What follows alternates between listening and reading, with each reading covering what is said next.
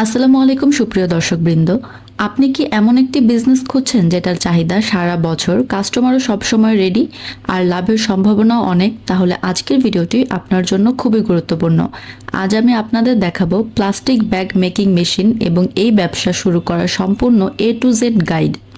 Plastic bag আমরা প্রতিদিনই ব্যবহার করি shopping bag, garments packaging, medicine, pharmacy বা সুপার শপ, এছাড়া অনলাইন ডেলিভারিতে। এই কারণে এই ব্যবসার ডিমান্ড কখনো শেষ হয় না।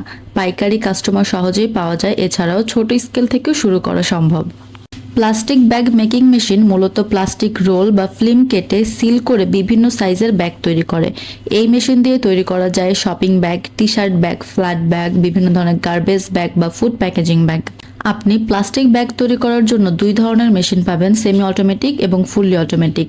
সেমি অটোমেটিকগুলোতে প্রোডাকশন কম আসবে এবং লেবার আপনার বেশি লাগবে। এছাড়া আপনি যদি একদম বাজেট কম থাকে তাহলে সেমি অটোমেটিকভাবে শুরু করতে পারবেন। এবং আপনি যদি ফুললি অটোমেটিকভাবে হাই স্পিডের মেশিন ক্রয় করতে চান সেক্ষেত্রে আপনার ম্যান পাওয়ার কম লাগবে, মানে শ্রমিক অত বেশি একটা লাগবে না। এছাড়াও হচ্ছে আপনার প্রোডাকশন বেশি পাবেন এবং বড় বিজনেস ও পাইকারি সাপ্লাইয়ের জন্য হবে বেস্ট মেশিন। একটি standard fully automatic plastic bag মেশিনে আপনি হচ্ছে যে পরিমাণ প্রোডাকশন করতে চান, যেমন পার মিনিট 120 পিস বা 200 পিস, 300 পিস, সেই অনুযায়ী আপনি কাস্টমাইজ করতে পারবেন আপনার প্রোডাকশন। এরপর ব্যাগের লেন্থ এবং উইথ। এরপর হচ্ছে পাওয়ার সাপ্লাই, আপনি 220 নাকি 380, 440 কোন ইলেকট্রিক লাইনে মেশিন পরিচালনা করবেন সেগুলো আপনি হচ্ছে কনফার্ম করে নিতে পারেন যখন আপনি মেশিন ক্রয় করবেন তখন। প্লাস্টিক ব্যাগ তৈরির বেশিরভাগ র ম্যাটেরিয়ালই বাংলাদেশে পাওয়া যায়। এই ব্যবসার প্রধান র ম্যাটেরিয়াল হলো HDPE গ্রানুলস বা LDPE গ্রানুলস, যেগুলো হচ্ছে রিসাইকেলড প্লাস্টিক বা হচ্ছে প্লাস্টিক রোল, এগুলো ব্যবহার করা হয়।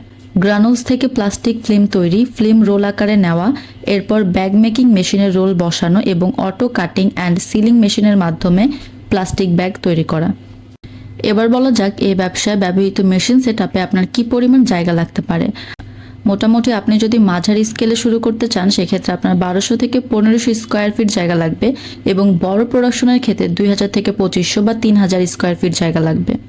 এবার বলা যাক এই ব্যবসা শুরু করতে আপনার ন্যূনতম কত থেকে কত ইনভেস্টমেন্ট লাগতে পারে।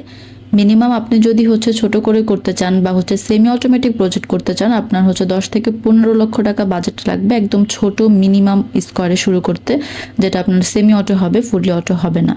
এরপর আপনি যদি হচ্ছে একটু ফুললি অটোমেটিক ভাবে বা মোটামুটি একটা স্পেসে শুরু করতে চান সেক্ষেত্রে আপনার বাজেট লাগবে 20 লক্ষ থেকে 25 লক্ষ বা 30 লক্ষ, 50 লক্ষ, এরকম আপনি আপনার মতো করে হচ্ছে বাজেট বাড়াতে পারেন পরিধি বুঝে।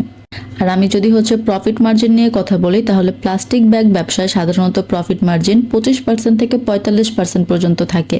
মাসে যদি আপনি 3 লাখ থেকে 5 লাখ টাকার প্রোডাকশন করেন তাহলে নেট লাভ হতে পারে আনুমানিক 1 থেকে 2 লাখ টাকা পর্যন্ত। এরপর বলা যাক কাদের কাছে উৎপাদনকৃত এই প্লাস্টিক ব্যাগ আপনি বিক্রি করতে পারেন। প্রথমত পাইকারি দোকানদার বা হচ্ছে গার্মেন্টস ফ্যাক্টরি, এছাড়া সুপার শপ, বিভিন্ন ধরনের ঔষধের দোকান, ফার্মেসি, অনলাইন ব্যবসা বা স্থানীয় বাজার সমূহে আপনি সাপ্লাই দিতে পারেন। সেক্ষেত্রে আপনার একটু মার্কেটিংয়ে বেশি গ্রো করতে হবে।